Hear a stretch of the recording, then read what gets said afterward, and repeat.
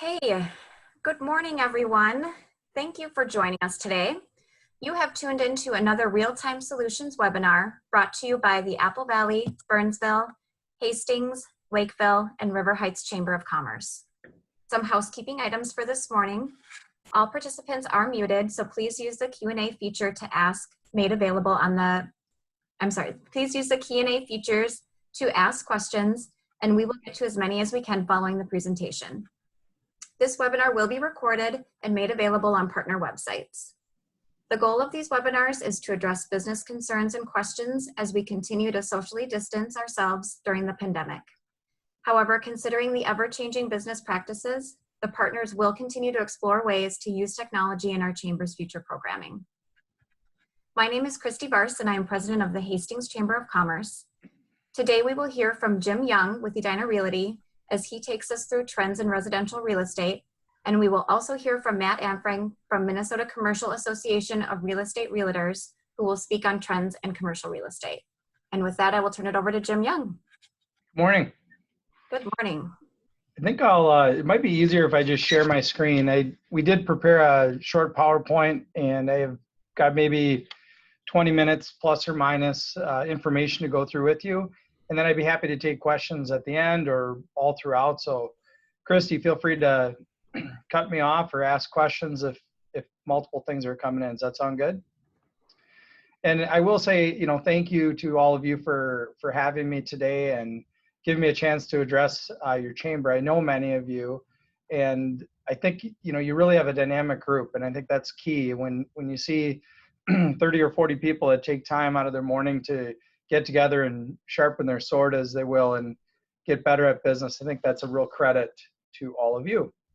So let me just share my screen with you here. All right. So in looking at kind of what has happened in the market, I guess I would say COVID has had certainly an impact. The question will be, how long does it have an impact on our market? Will there be a big rebound? Will it have lasting effects? And I think the answer is yes, both are true. But let's kind of look at kind of what is driving from it, I guess, for lack of a better term. Just gonna move that forward. Oops, let me go back one.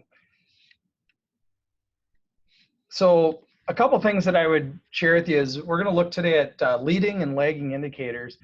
And for us, usually new listings is one of the biggest leading indicators that we see. And if you look at the stat I have up, this is for the entire Twin Cities, ending in March. So when you look at the entire Twin Cities and you end in March, new listings in 2020, we had 7,200 new listings come in throughout the entire metro area.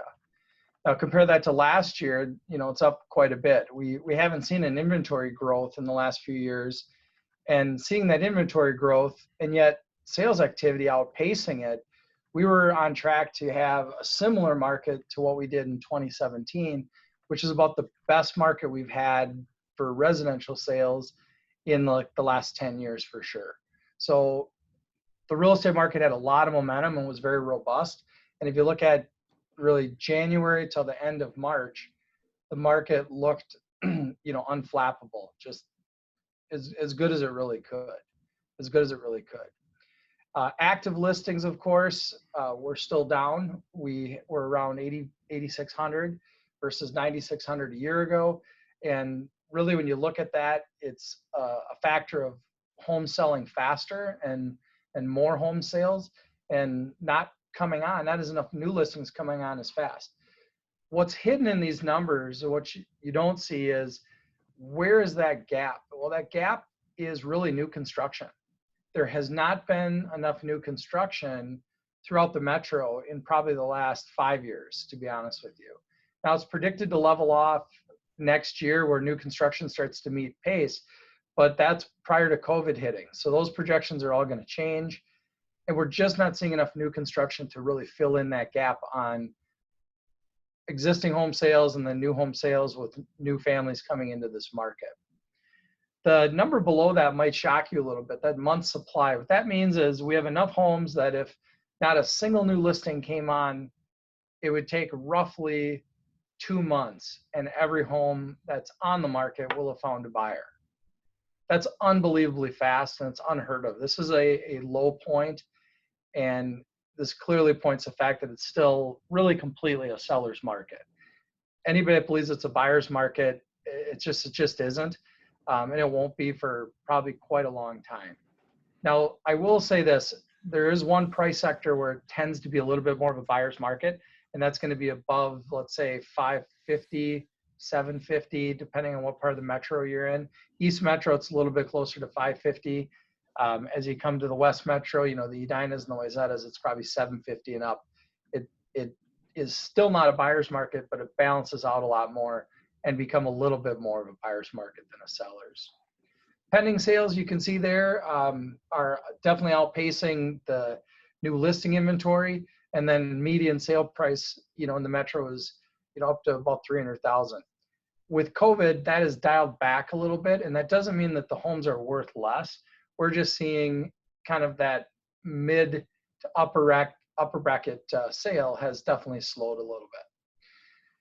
So these next three stats generally surprise people a little bit, but cumulative days on market is about 60 days. So the average home is on the market about 60 days.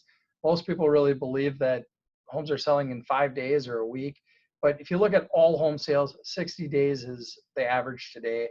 And the average home has about 20 showings before it finds a buyer.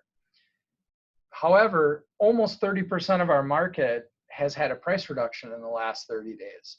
That's a very high number, or very low number rather, for this market. I mean, typically you're going to see that be about 35 to 45% have a price correction.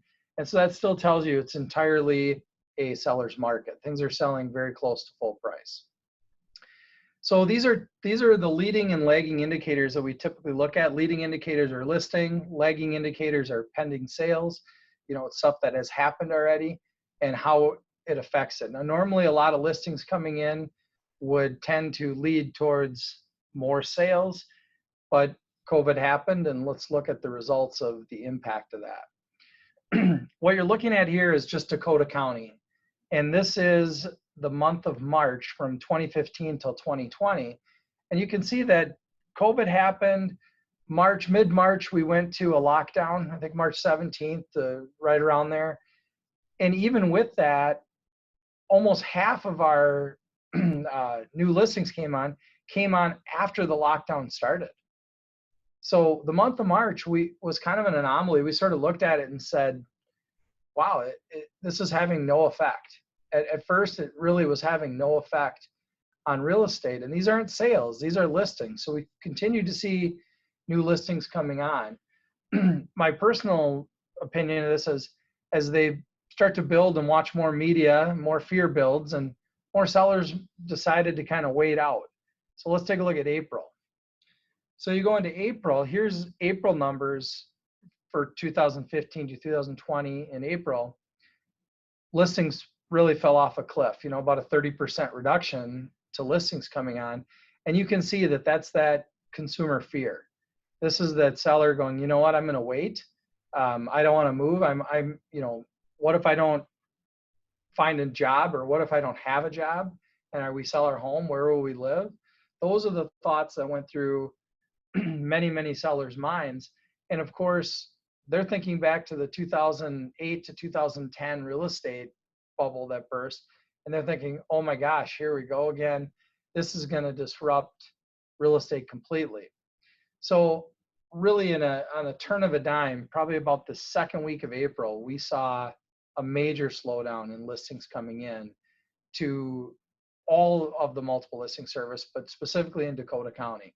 Now keep in mind, Dakota County has a lot of new construction, and that's going to be that Lakeville and further side, you know, further south metro, tons of new construction. That's a real strong point for your numbers. Now, if we take a look at May, we continue to see new listings, you know, add a little bit of a drop. But what this is a little bit misleading is these numbers are only through, you know, not even 3 weeks of May. I think when it all boils out, May is going to look better by trend comparison than April did. And the reason I tell you that is I can only look at our internal numbers at Edina, and we're keeping pace with last year's May in terms of sales, and listings will start to come back and follow as fear starts to dial back down. As the fear dials back down and people bring their homes on, we're certainly going to see those ratchet up. And I also think people kind of knowing that their job is secure. To say, you know what, my company's made their adjustments, I'm going to keep my job. I think we can sell and we can go buy, you know, a home. So May's numbers, you know, this is a little bit misleading just because we don't have full data for May, but you can see it's certainly trended down due to COVID. Now, I shared with you before seller's market. And some people might ask, well, how do you know what a buyer market is and a seller market is? This is how it's defined in real estate terms. It's defined by something we call absorption rate. And that means if no other listings came on, how fast would it take for the entire listing inventory to be absorbed into a sale? And in 2018, it was about 1.8 months, very, very low. 2019, 2 months. 2020, it's trending even faster, and that's largely because sales picked up. Inventory was picking up faster than the last prior years, but sales was outpacing that. So again, through the first quarter of this year, sales were really off the charts for almost every company. And if you look down below, anytime you have an absorption rate under 4 months, it's a seller's market. 4 months or less, seller's market.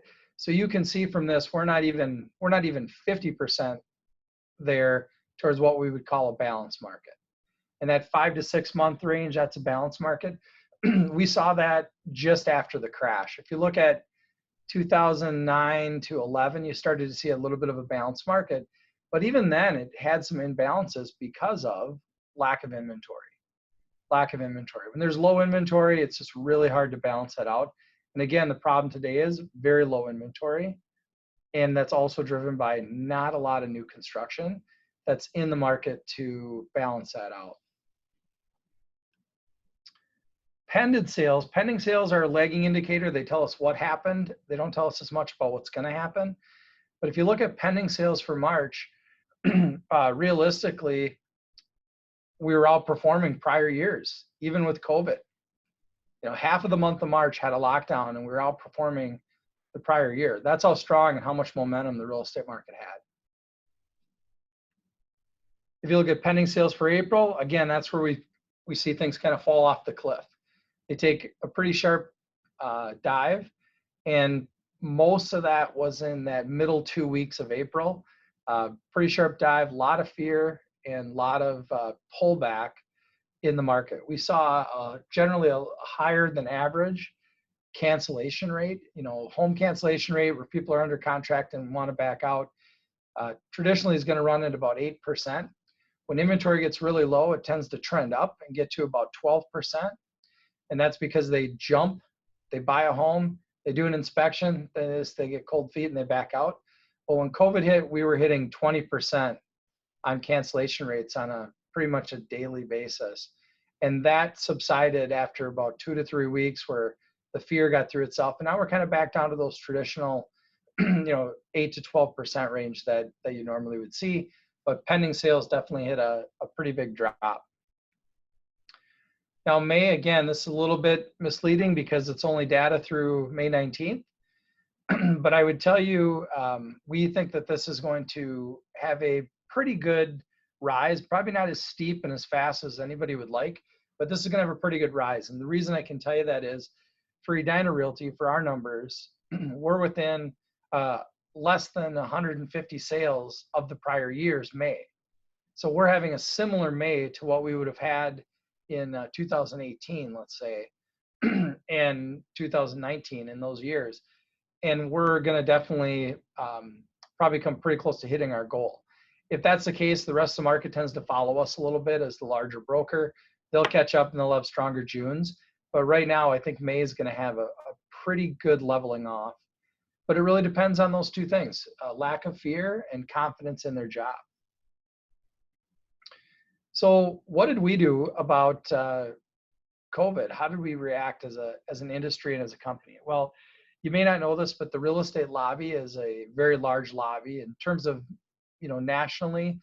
They kind of consider us to be one of the 5 largest lobbies, believe it or not.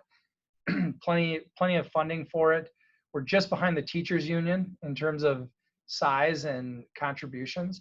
And when you look at this, we were able to immediately get in front of this with the state and say, we need to be considered an essential business, or critical sector is the term they use.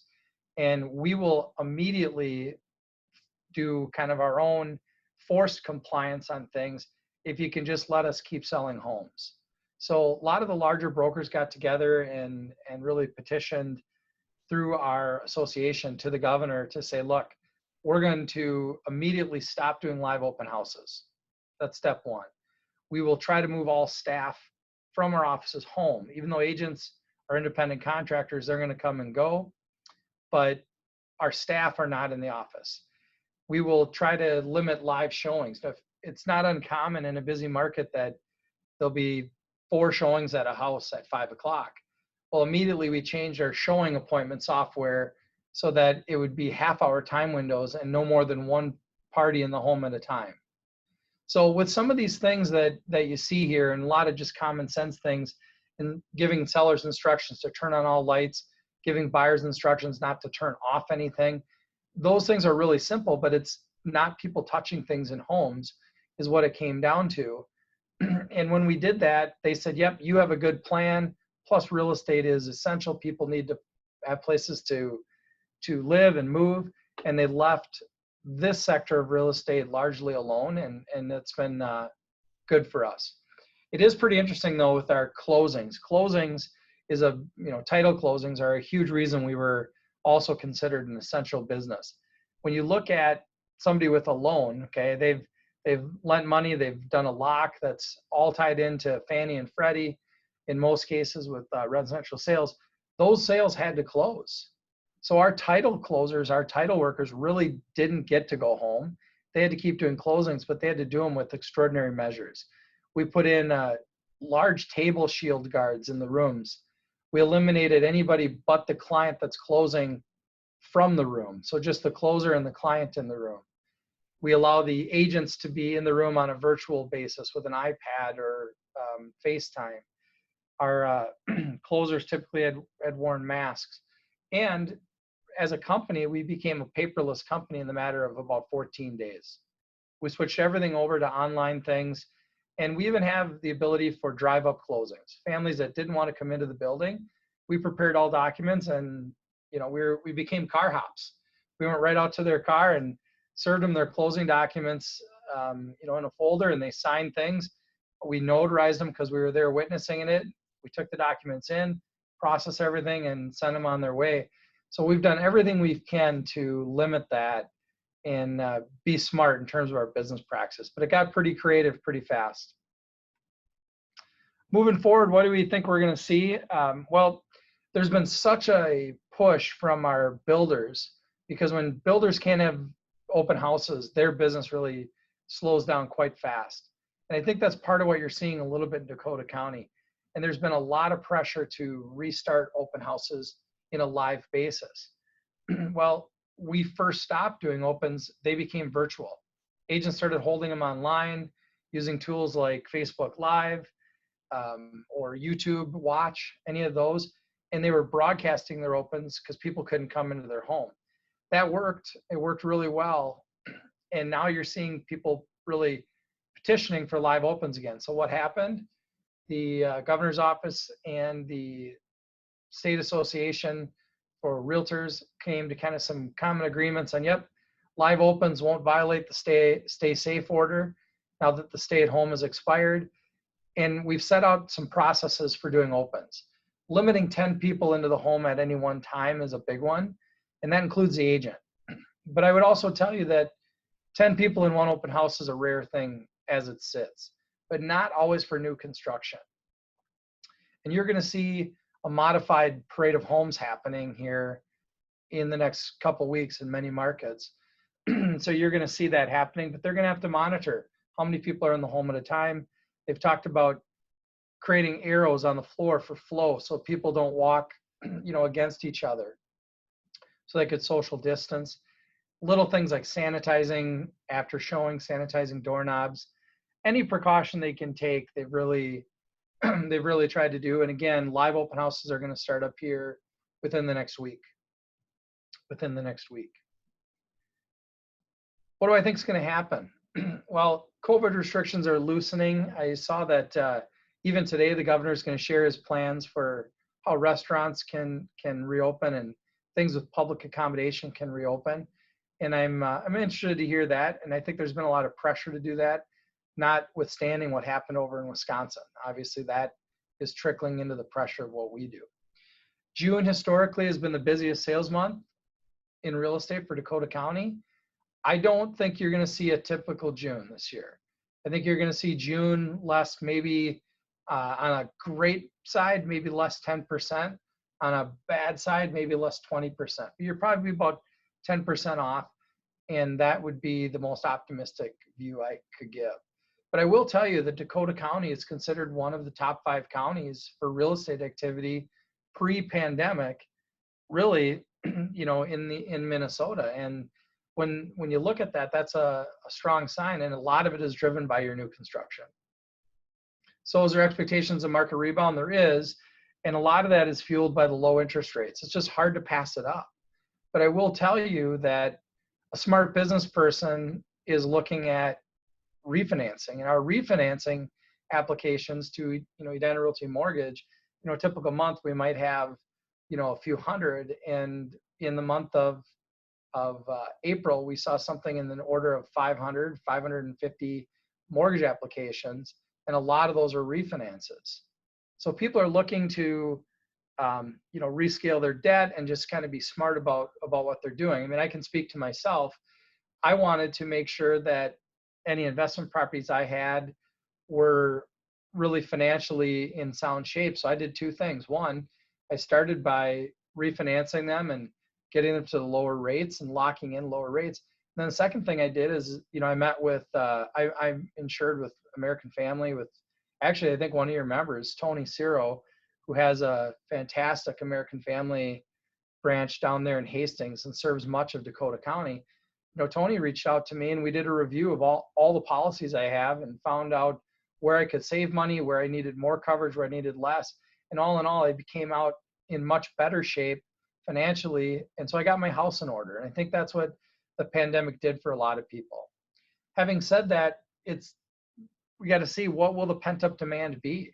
Are there a lot of buyers just willing to jump right back in? Maybe. It's going to depend on jobs. If they don't feel certain in their job, they will not buy a home. And then that's going to also depend on what the sellers feel. If the sellers feel confident in putting their home on, or are they afraid for people to come through their home?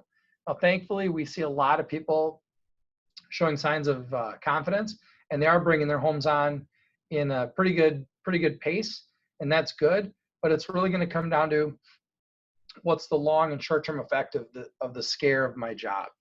If that happens, that if confidence happens, real estate will lead us out of COVID in terms of the economy.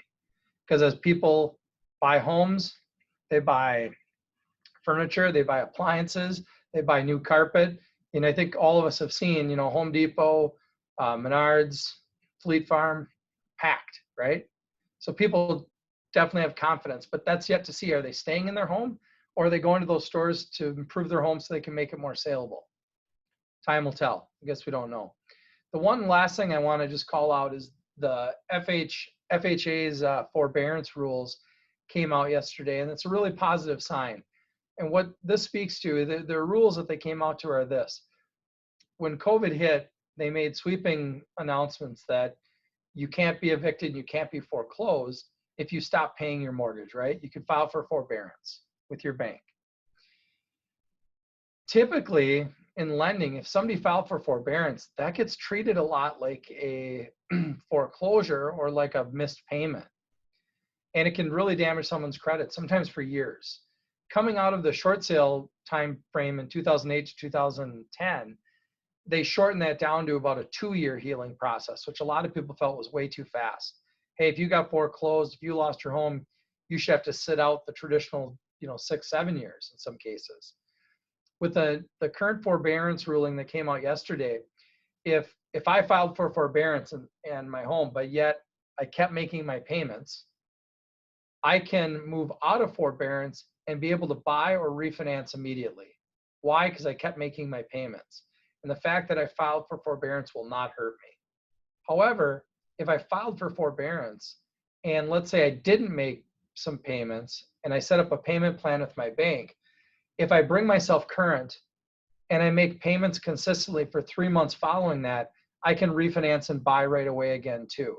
So those are very encouraging rules for real estate. I know that's a little bit inside baseball for everyone, but what that really says is there's not going to be really long-term penalties for those that had short-term job loss and tried to protect their asset by filing for forbearance. So all in all, I would tell you that we are very optimistic at Edina, and I'm happy to take any questions on what's happening in real estate. I'll stop sharing my screen now, but I'm happy to take questions. Christy, anything you got out there? We do have one question, and then I think we will transition to the commercial side. And then if you're able to stay with us, Jen, we can have some more questions at the end if that works for you. Sure. Yes, absolutely. So the one question that came out was, have you seen or did you see the news story on KARE 11 last night about the industry and fees? I did. Yeah, I did see it, and what I would say is really three things. One, Edina Realty is not named in that lawsuit, and so as a general rule, we don't comment on industry lawsuits that are against some of the large national companies, predominantly because we're not involved. Now, our parent company who holds some of those other companies, they have an interest in that, but Edina Realty is not named in that suit, even though it originates out of Minnesota. So that kind of first and foremost. Secondly, I think as an Edina Realty former agent, before I became a broker and then a regional manager, I sold. We're very transparent in what we charge, and it really hasn't really changed. The other thing I would say is this story is about 1.5 years old. That lawsuit was filed a long time ago, and it'll probably be somewhere on the basis of maybe 7 to 11 years before that it shakes itself out, because there's local and national components to it. It's a class action, but to some degree, it's really the story is a little bit misleading in my opinion, because everybody sees what they're paying both at closing and when they sign their agreement. And at Edina, we're extremely transparent about that. But it's not really a new story. As they said, even on the news last night, they started working on it long before COVID, and it's kind of old news in terms of the real estate circle. But it's been tried before, I would say, this exact approach, and it failed at that point as well. So, but thank you. Perfect. Well, thank you so much. That was encouraging information and very informative. And we will take additional questions for you at the end if that works. Yeah, absolutely. And you can see I'm in the same building as Matt. He's just on the floor above me. And we're looking out the same set of shades, but we're not in the same space. That's fantastic. It's meant to be. Socially distant by 1 floor. Right. Well, that's great. Thanks again, Jim. We are going to transition now to the commercial side of things, and we are really excited to have Matt Anfang, the Executive Director of MNCAR, with us to walk us through some trends in the commercial real estate industry. So thank you. We'll turn it over to you, Matt. There we go. Are you seeing my screen? Yes, we are. The MNCAR one? Okay. Yeah, I was going to say that same thing, Jim. Our blinds are the same, almost set to the same height and everything. So, greetings from Edina. All right. So, yeah, I'm Matt Anfang, Executive Director of MNCAR, the Commercial Association for Real Estate. I'm a little different than Jim, where he's a practitioner. He is working in transactional. I just run the association, so I'm going to do my best to share with you, what we see going on, and maybe provide some anecdotal information that I've been hearing from some of our brokers.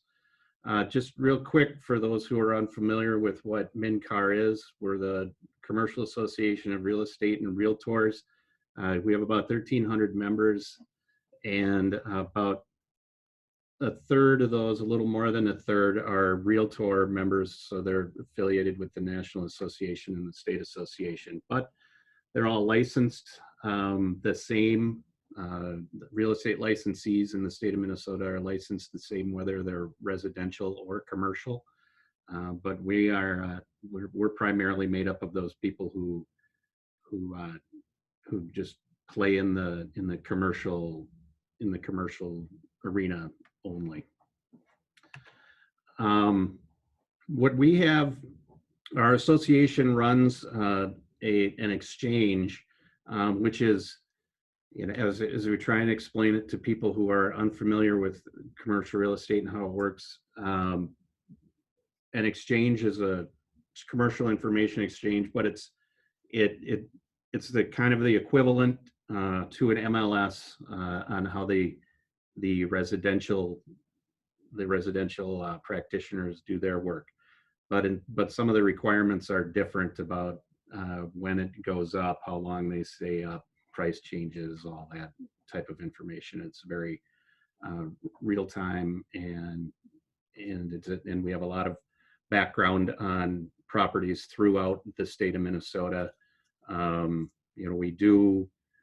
We do have researched areas, and then there are areas in which people just put their listings up, as we are a statewide organization. Oh, that's an old slide that shouldn't have been on there, but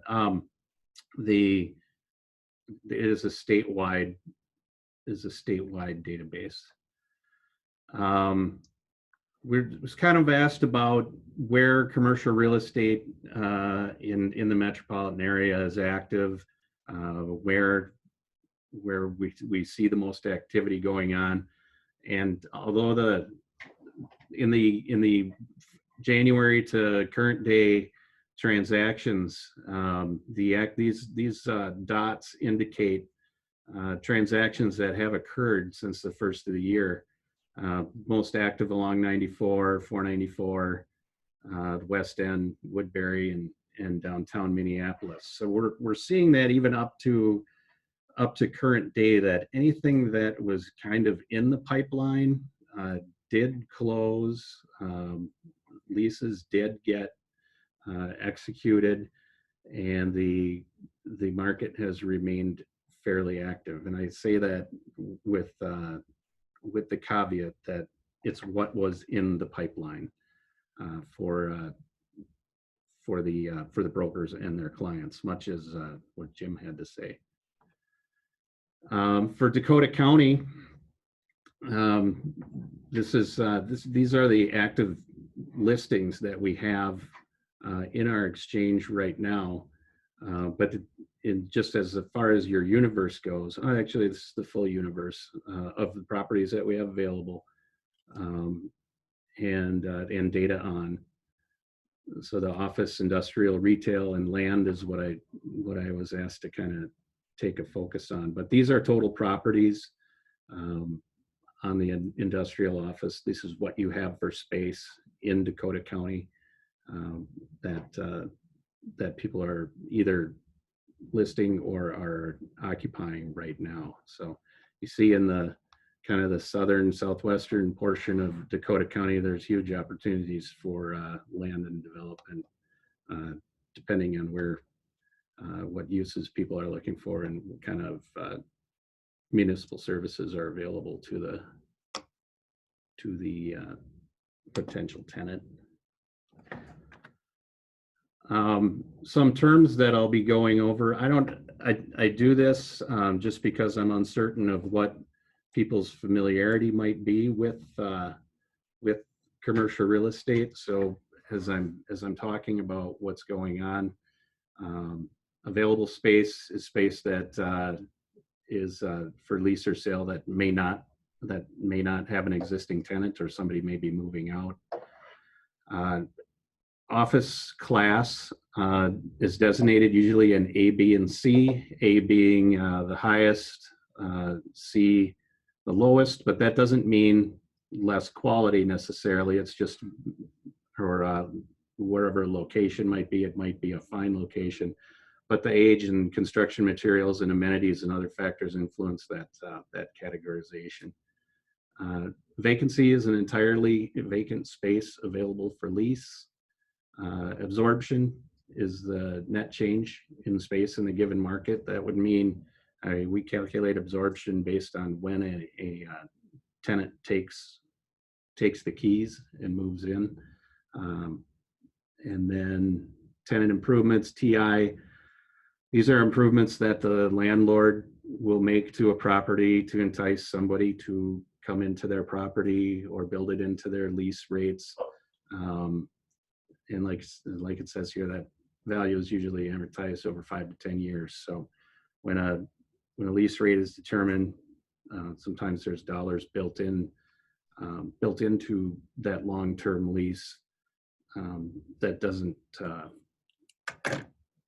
So some of these lease rate might be higher or lower depending on what kind of TIs they might be asking for. Concessions, tools that they're used to attract a tenant, free rent, and that's what we're seeing right now. Some things occurring in free rent and lease extensions and kind of redrafting of leases in some terms. Oh, I keep hitting my mouse here. CAM is the fee that gets built into a lease price that covers, if you've got to plow a parking lot, maintain elevators, lobby areas, all those areas necessary for the tenant and the other tenants in a multi-unit or multi-tenant building.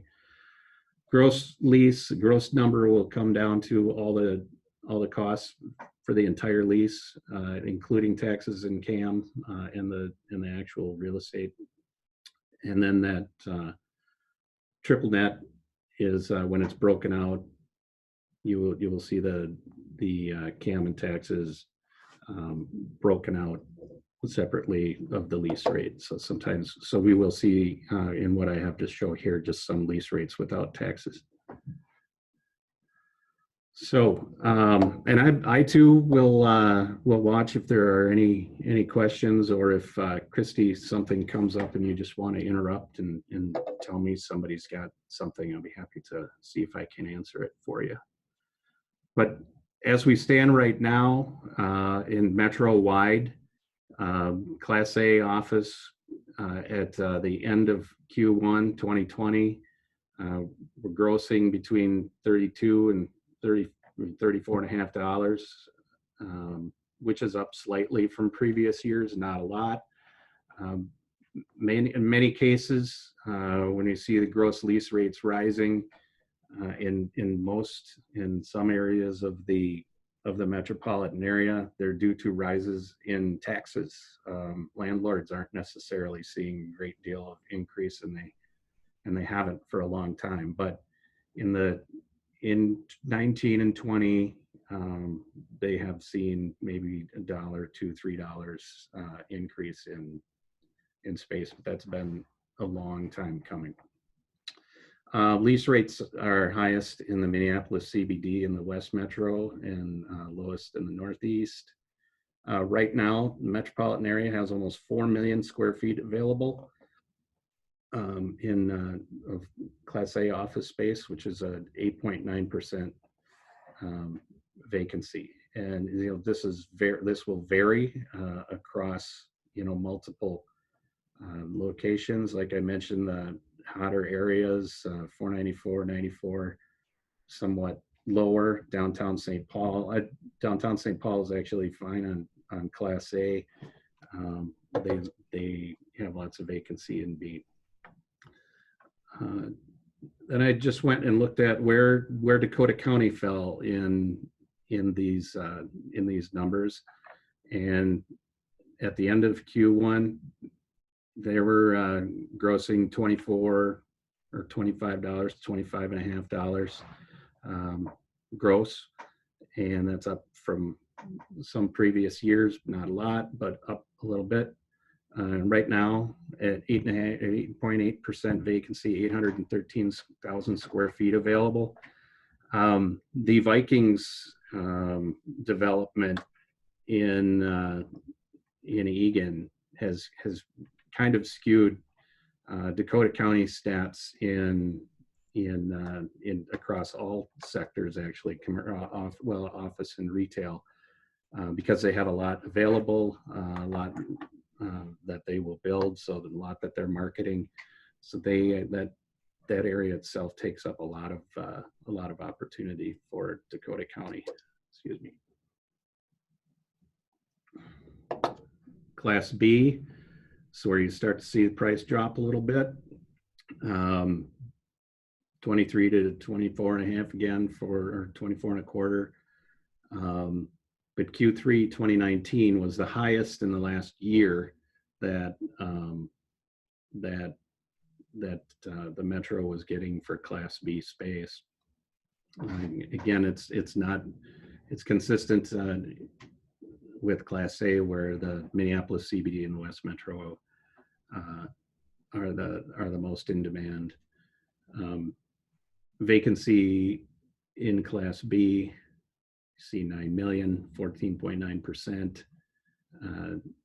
Dakota County also had a high performing year. I think that a lot of activity on 494 with 494 and like Highway 13 area.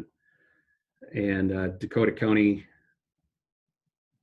almost 500,000 square feet available in a 9.8% vacancy. Not unhealthy. Metro Class C. These Class C spaces in the Metro are, in some cases, are getting few and far between. That used to be much higher, but as there have been a lot of conversions to multifamily and condos. Well, not so much condos in the recent, but at least apartments. The Metro Class C has declined in its universe quite a bit, but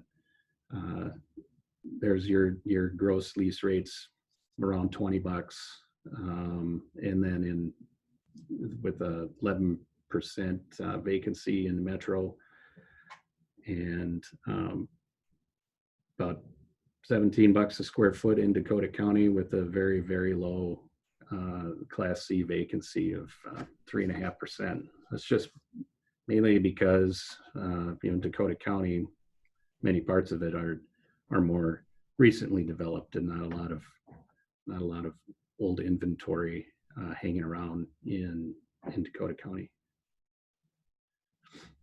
Another area we track, and our brokers are very active, is in industrial. And industrial has seen a surge in the last few years as distribution and last mile distribution has really taken hold in this new kind of economy we've got going on, as well as some new manufacturing returning to the market, and a lot of spec properties being built. So we track different kind of sectors of industrial, with warehouse, distribution / warehouse, flex warehouse, which is where you might be able to have an office and warehouse in the same facility, and where we're but the warehouse and office market growth is kind of the highest, where that you can have office and warehouse. That flex spaces seems to be in more demand. Although it looks like a lot of space available, it's only 4.8% of the market at 10 million square feet available right now across the Metro. Lease rates are lower, then with tax and CAM running about $3.25 to $4 a square foot. So West Metro, Southwest Metro, seeing the highest, Northeast lowest, but really when you break it down, they were really separated by pennies across the market. Dakota County has some of the highest industrial availability. The industrial universe in Dakota County is very high. It's a strong concentration of industrial land. I did this analysis for another chamber, actually, a couple or years ago, they wanted to compare themselves to Dakota County, and I was amazed at the amount of industrial space that even exists in the Egan, Mendota area. Incredible. It's all hidden, tucked away where you can't see it. But the same demand types apply in Dakota County as they do across the metro, and very competitive. Dakota County is very competitive with the rest of the metro, and even has a lower vacancy rate than across the metro. So if you find a industrial development opportunity in Dakota County in the right location, it's probably not a bad thing. So retail lease rates, as anybody can imagine, location is the most important. We track the regional malls, strip malls, freestanding, big box, neighborhood, lifestyle, live work type. But metro wide averages $9.16 a square, with a range of $5.32 to $16.88. Gross rents $26.34, with a range of $18.25 to $36.21. Where you see that high $36 a square foot price is going to be mainly in MOA or downtown Minneapolis, Galleria. Those were the highest retail lease rates are made. Dakota County really doesn't vary that much from the rest of the metropolitan area at all when you look at the types of retail, and when you compare those different retail lease types on what they're getting. And the vacancy holds almost metro wide at 7.5% to 8% for now. I think that is retail is probably going to be what we believe we'll see the biggest change in after this situation we've been forced to deal with. I did see that some stores beginning to open, but foot traffic was relatively light. Inconsistency in malls on what stores are open. Some of these corporate-owned stores have their own policies that they're operating under with their employees. Most times in a retail center, within the contract, there are requirements for people to be open at different times or when the mall is open, but I don't think any landlords right now are forcing that issue, but letting the owners of the retail businesses help determine when they believe it's going to be healthy for them to open up. What do we have for the future? And again, these are not statistical by any means, but really things that I'm hearing from our brokers in the commercial arena is that what they have going on right now is a lot of what they're deeming free work, taking a look at where people's leases are, restaurants, looking at the terms of the lease, and if they're unable to pay any rent for a period of time, that they might be extending leases out and spreading out that cost and extending a term, meaning adding months on at the end of the lease and extending leases as mentioned here. And then we see companies that that have found that they maybe don't need as much space, that they can handle their employees working remotely for a while. This may take a little bit of time to get comfortable with having groups of people back within it. There is a spider the size of a quarter walking across one of my other screens here. Hold on a second.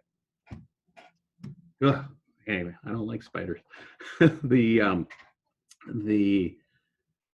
So they're finding that maybe they may not need as much space. The speculation is that the trend in the co-working spaces might really suffer in in the near future. People will want to be seeing that they have more controls over who may be coming and going. The co-working spaces where you may lease an individual space with an office might fare differently than those that share an open space. So we'll see how that plays out.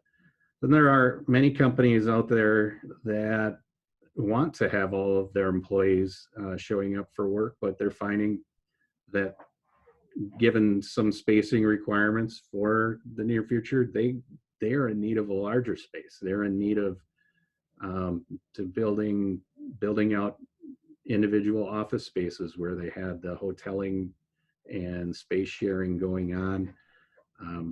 There are, as they make their determinations, they're definitely looking at being smarter on what common areas people might share versus having a single gathering space or kitchen / cafeteria, that they may have to have multiple locations where individuals will be designated to go, just to try and keep people maybe a little more isolated but still together. Throughout the course of this second quarter, people have been still pretty active. There, anything in the pipeline, I said, like I showed before, up until May 15th, and then the quarter will close, of course, at the end of May, and many of the transactions people had are still being executed.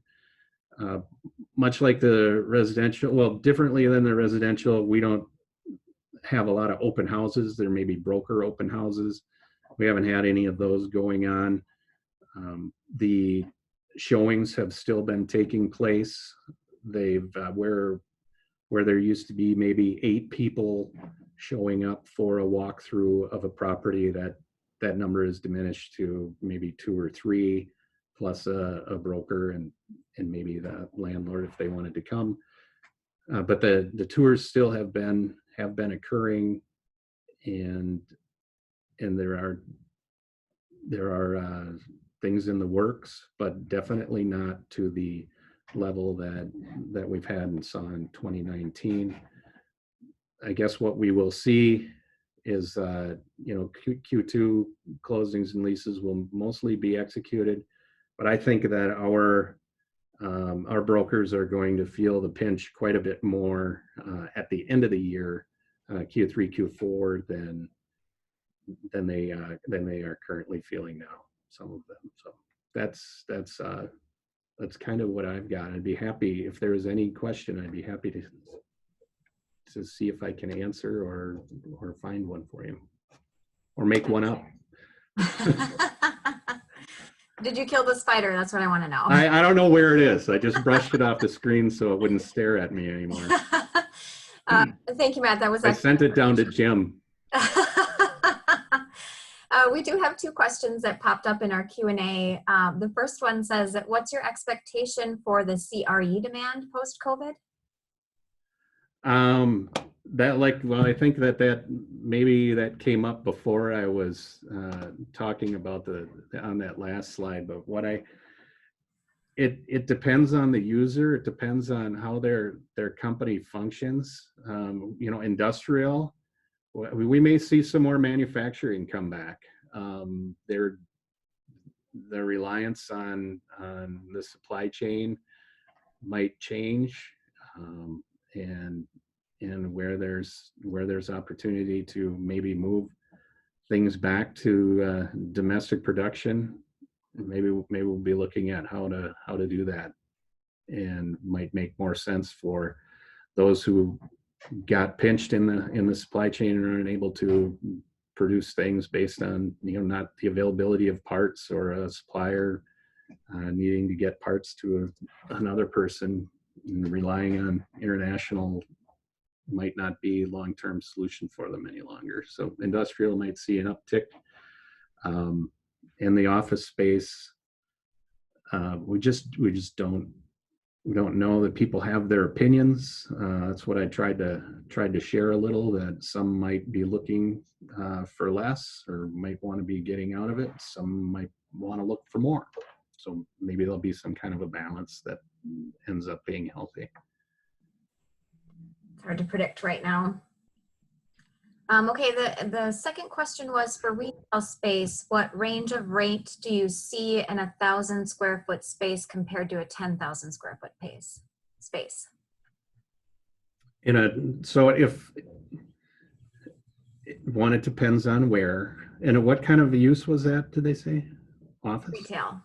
A retail space. Oh, well, there's a variable in that. It would be, I could easily find that information out for somebody if they're looking in I'd have to spend a little time on our database to kind of get an idea of what that person would want. If you have that, back to my,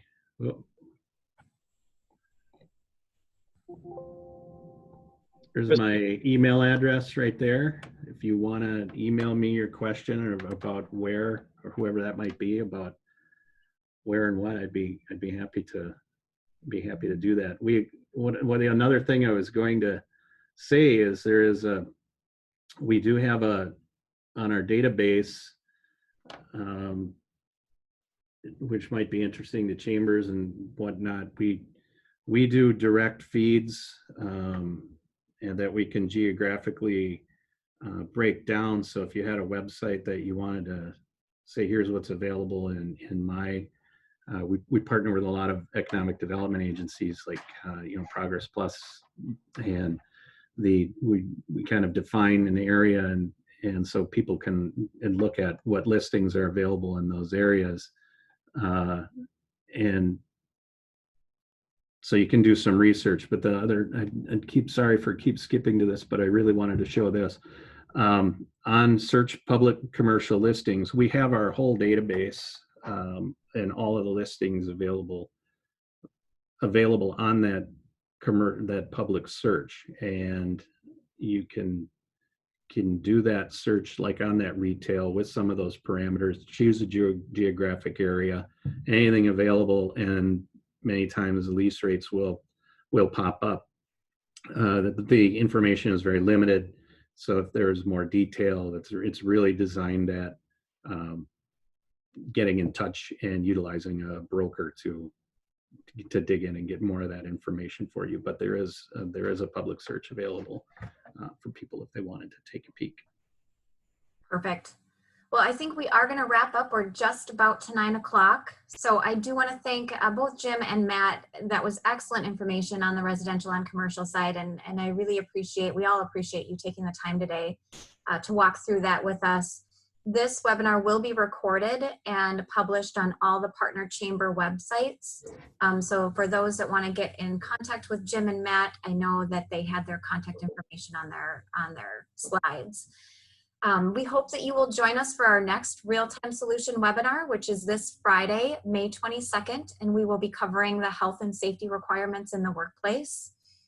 This webinar was provided in partnership with the Apple Valley, Burnsville, Hastings, Lakeville, and River Heights Chamber of Commerce, and we hope you have a Chamber of Commerce kind of day. Thank you. Thank you very much. Thank you.